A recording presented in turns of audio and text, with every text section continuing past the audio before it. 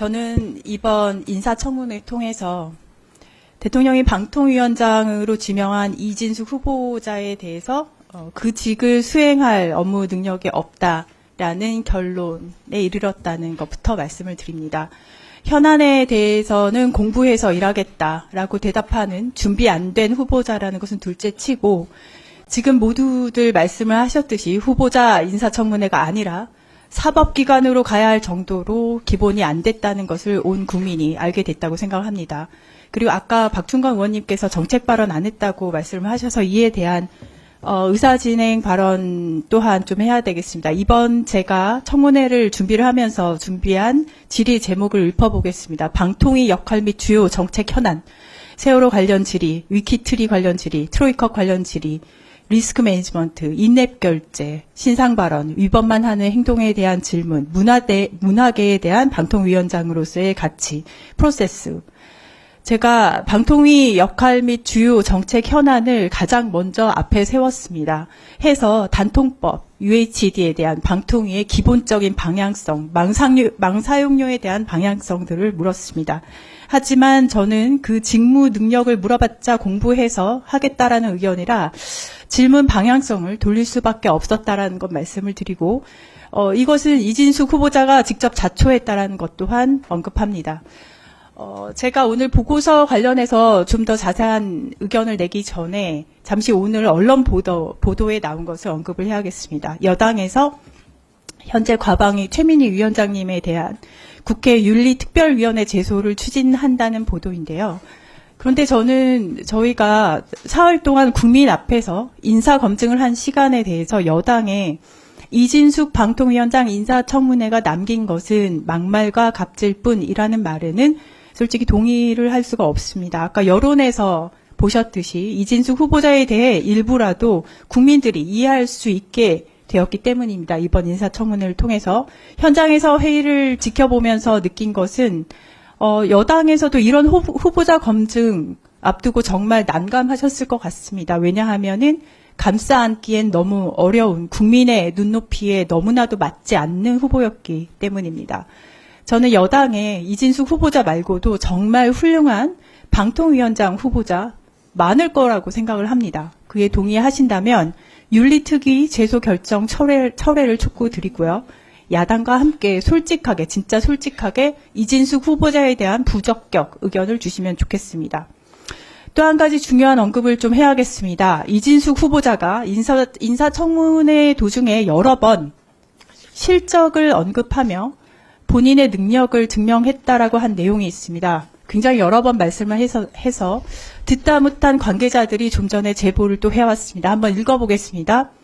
이진숙 사장 재임 기간 지역 방송사 중 경영 실적이 2위, 1위인 것은 광고 협찬 유치로 이뤘다기보다는 신입 사원 충원 안 하고 흑자임에도 연차 수당 삭감하고 임금 지연 지불하고 기본급 삭감 등 직원들의 고혈을 짜내서 얻은 질 나쁜 성과였다.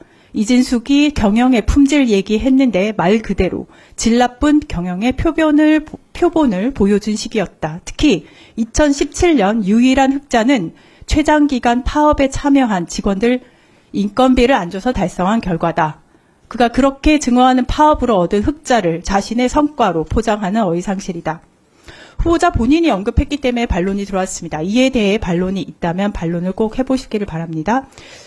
이진숙 후보자 이렇게 민심은 무섭습니다. 이 성남 민심을 이진숙 후보자는 방통위 관계자는 그리고 대통령은 직시하기를 바랍니다. 이와 더불어서 이진숙 후보자의 극단적인 가치관에 대해서 언급을 안 할 수가 없습니다.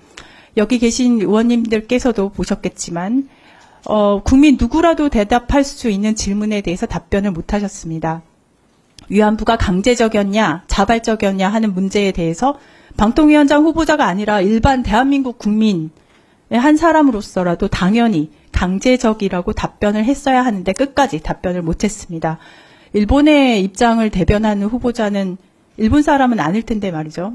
또한 그동안 수없이 좌파를 악으로 보이게끔 공개적으로 비난을 해놓고 왜 좌파 우파 나누냐고 지적을 하니 좌파가 나쁘다고 말한 적은 없다고 또 거짓말을 합니다. 수없이 많은 법인카드 의혹 등 뻔뻔하게 거짓말하는 이진숙 후보자의 논리는 이번 주 상임위에서 증인으로 출석해서 위증으로 남을 것이라고 생각을 합니다.